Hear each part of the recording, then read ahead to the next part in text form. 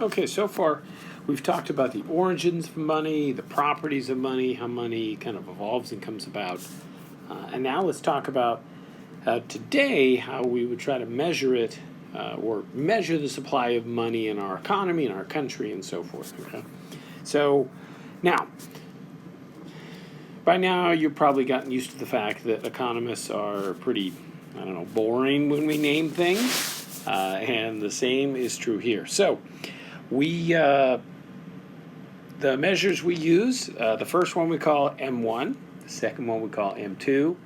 There's also M3, there's also MZM, but the M stands for monetary unit, and so M1 would be monetary unit 1, M2 is monetary unit 2.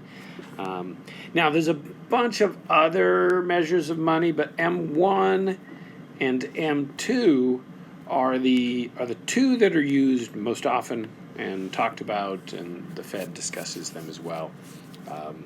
So let's talk about how we measure that and what they're comprised of. And we're going to start with M1. All right. So M1 is our first kind of basic measure of the amount of money that's in circulation. Okay. So what we do is we add in all the things that are what we call the most liquid. So we'll talk about this in a second. But M1 is basically money that is most liquid.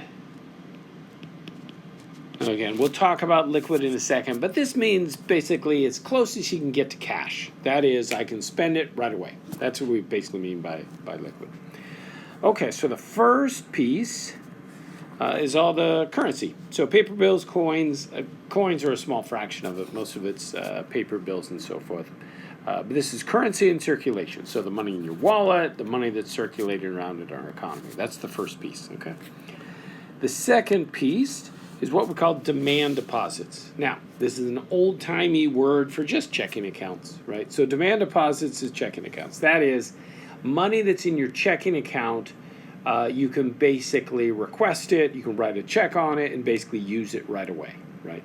Technically, money that's in a savings account, you've got to kind of transfer it over. And so long ago, savings used to generally be less liquid than what was in your checking account.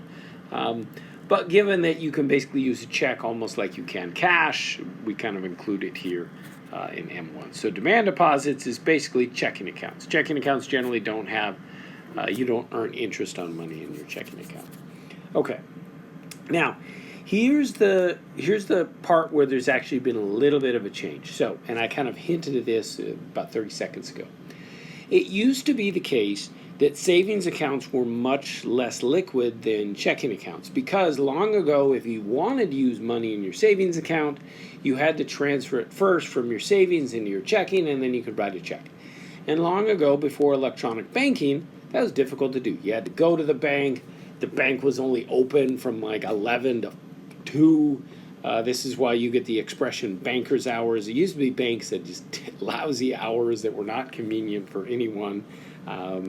And so savings accounts are generally less liquid. Now, today, with electronic banking, there's really very little difference between a savings account and a checking account, which is why in 2020, the Fed did a rule change. So the Federal Reserve, that is our central bank, basically decided, hey, look, when we measure M1, we're now going to count savings accounts because savings accounts used to be in M2. But starting in 2020, there was a shift to move savings accounts now into M1. So this is the third piece, savings accounts. So now M1 is composed of currency in circulation, checking accounts, and savings accounts. And the last piece is actually pretty small. This is what we call other checkable deposits. Generally, these are what we call traveler's checks. Again, it's a tiny part of M1. So if you go and ask your parents or grandparents about traveler's checks, they'll probably say, oh yeah, I remember those. Traveler's checks were basically in the days before widespread use of credit cards and so forth.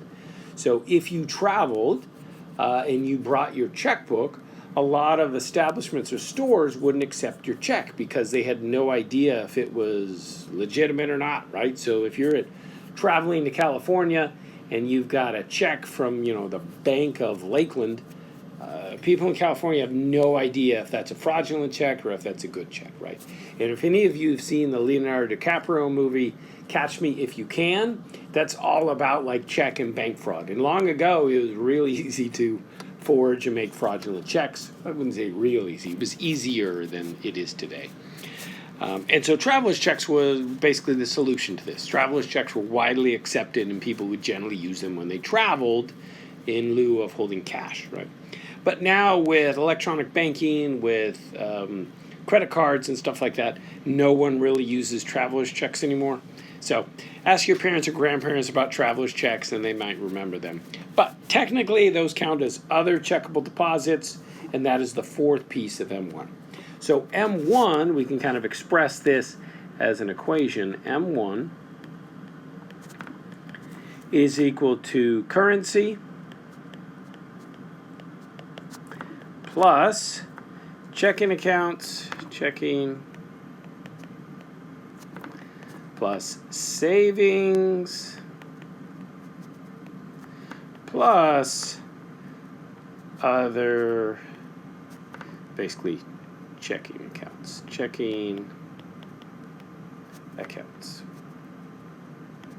Now, the other, this is tiny.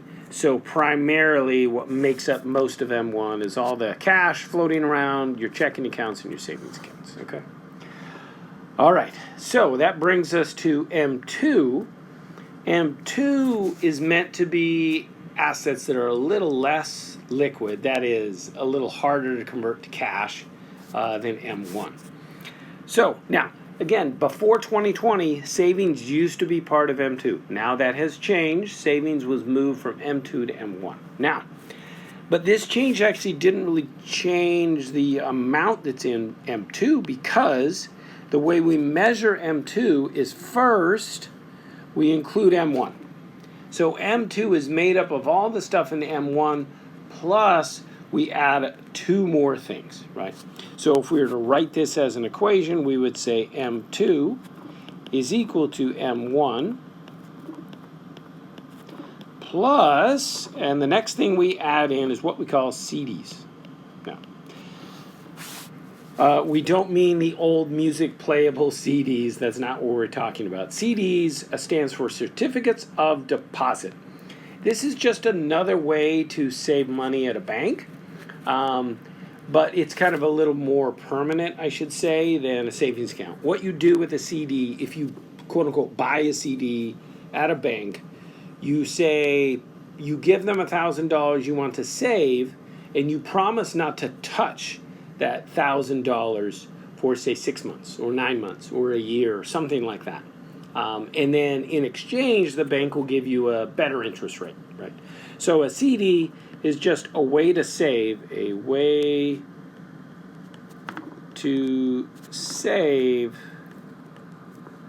with a better interest rate.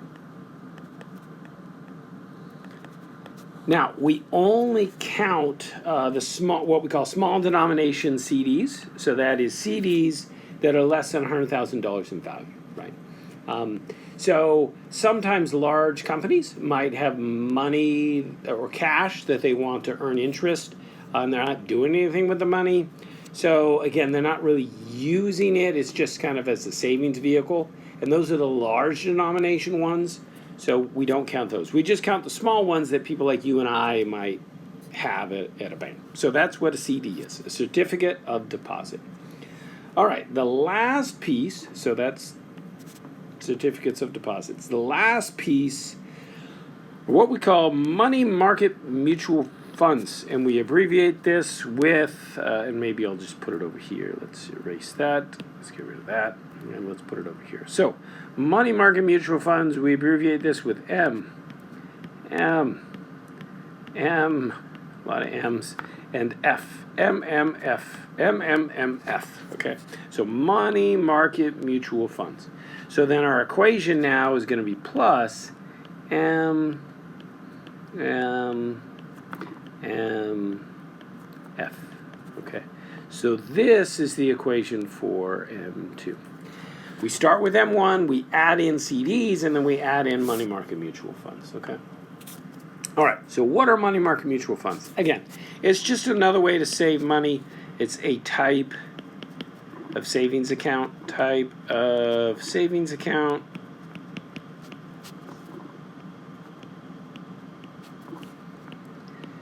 Generally, you're going to find these types of funds in more like stock brokerage firms and stuff like that. Again, these days, because most banks also have a kind of brokerage wing, right? So Bank of America has Merrill Lynch. But they're a type of savings account. Again, you generally get a better interest rate.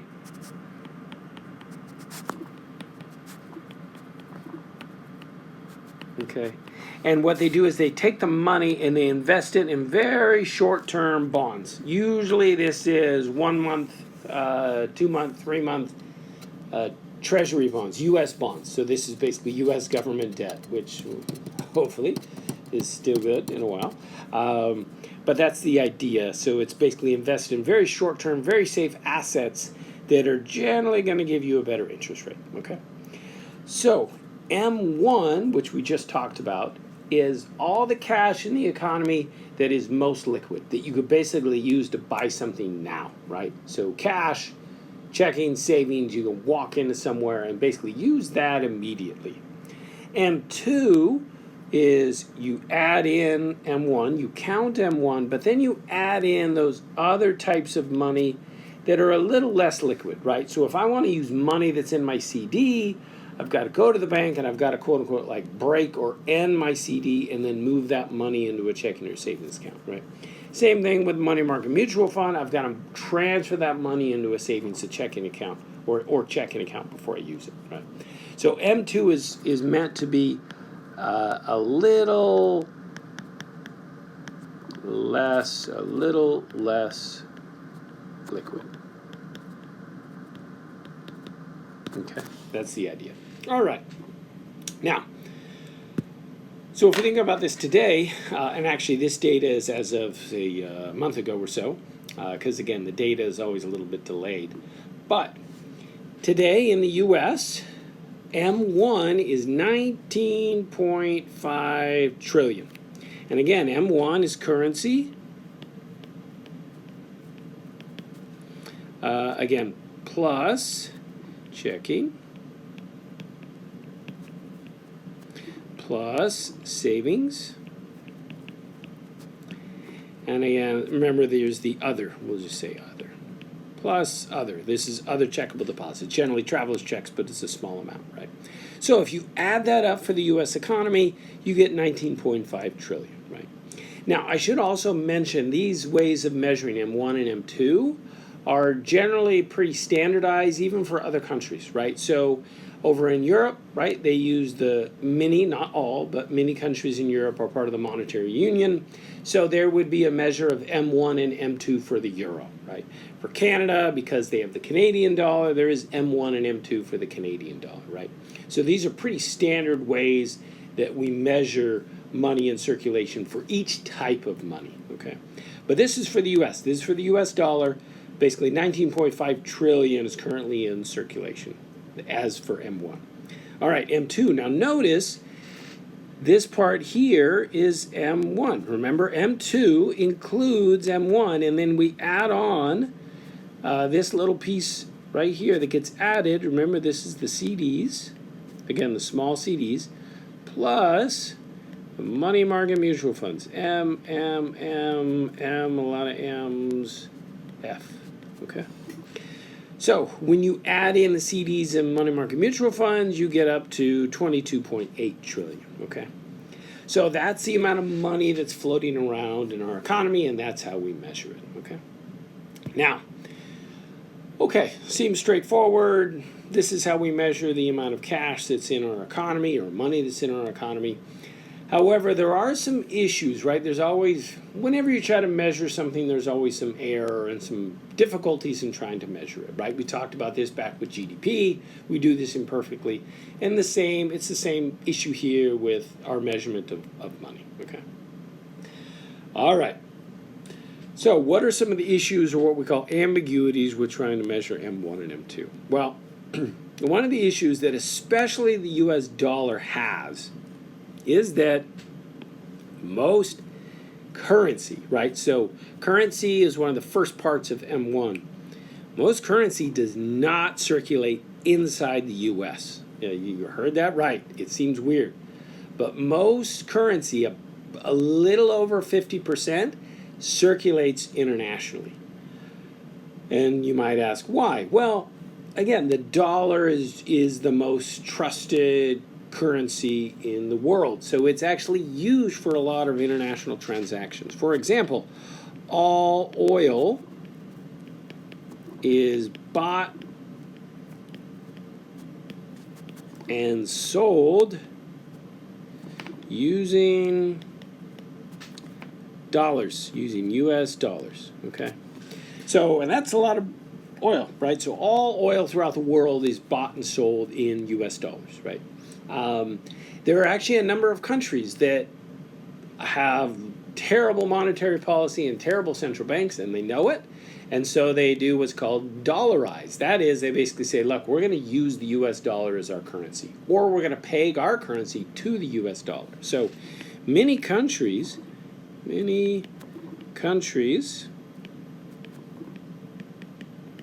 use the US dollar, use US dollar as currency. All right. So again, this cash is going to circulate elsewhere, right? So I've done a fair amount of traveling in my days, and there's a lot of times I've been in places in either South or Central America, and they will take dollars just as quickly as they will take either pesos or bolivars or whatever the type of dollar they use, right? So I remember when I was in El Salvador, I think I primarily used dollars because they actually preferred the dollars to their local currency, right? Same thing when I was in Mexico and so forth, right? So there's a lot of countries that actually just use it because it's a reliable, dependable currency, right? Now, there's also probably, a huge market I've left out that gets used, but that is illegal activity, right? So drug money. So if drug money, right? So if a cartel is going to ship a large quantity of cocaine or is going to sell a large quantity of cocaine to somebody or some other dealer or whatever, the currency they use is dollars, right? You've watched the movies, right? They have the little silver briefcase. And it's always full of $100 bills and so forth, right? So illegal transactions, all black market activity throughout the world uses dollars, right?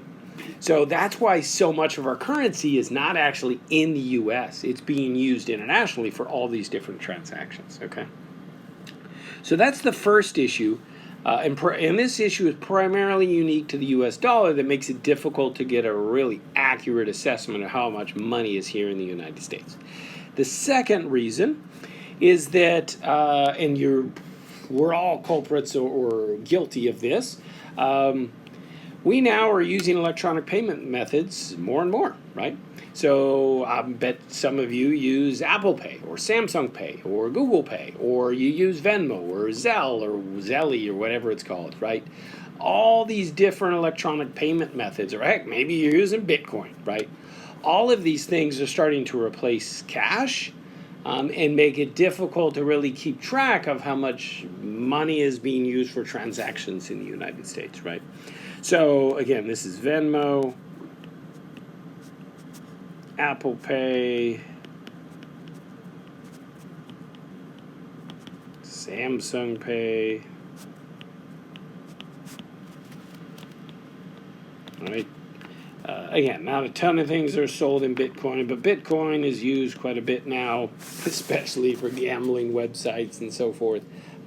So a lot of these new modern electronic methods or medium of exchange are being used as money. So again, it makes it difficult to get an accurate assessment of how much money is circulating in the U.S. economy. Okay, so that again, these are our best attempts to measure it, but just like all things that you try to measure, it's not perfect. Okay. All right, so let's get to something I talked about 5 or 10 minutes ago, which is this idea of liquidity. Okay. So if you're watching a financial news channel or something like that, they'll often use this term liquidity or liquid. So all these assets that we've talked about so far are very liquid. So what do we mean by that? Well, something that's liquid or liquidity is how easy can this asset or whatever it is be converted into cash or money, right? So cash, that is, if something is very liquid, I can use it right now to buy something. If something is less liquid, it's harder to use to buy something, right? So most liquid, obviously, is cash, right? Just like that, right? We can now use our checking accounts.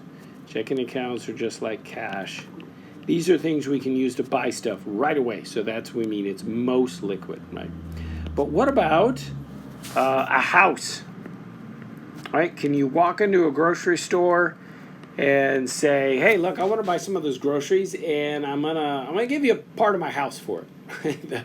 The store owner would say, "What are you talking about?" Right? If you want to use something like a house or a car or a watch or something like that as money, you have to convert to cash first. Right? So that means something like a house or a car or a watch or a laptop or something like that is a lot less liquid than cash, because there's some hoops you have to jump to first sell it, convert it to cash, and then you can use that money to buy something. Okay? So a house is not very liquid. However, a car would probably be a little more liquid than a house, right? So a car you could probably sell fairly quickly, or maybe you trade it in at a dealership or something like that. And maybe you could get some cash from a car within a week or so, right? But a house is going to take you months to finally sell to get the money, right? So the idea is liquidity just means how quickly can this asset be converted to cash so you can use it to buy something, okay? That's the basic idea. All right, so that is why M1 and M2, when we're measuring money, we're only measuring those things that are very liquid. Things that I can use as money pretty much right away, okay? All right, so now something that might be kind of in the back of your mind as we've been talking about money and so forth, and talking about electronic payment methods is credit cards, right? So oftentimes we use credit cards like money, right? You go into the store to buy something, you just use your credit card to buy it, right? Rather than use cash or rather than use your debit card or something like that.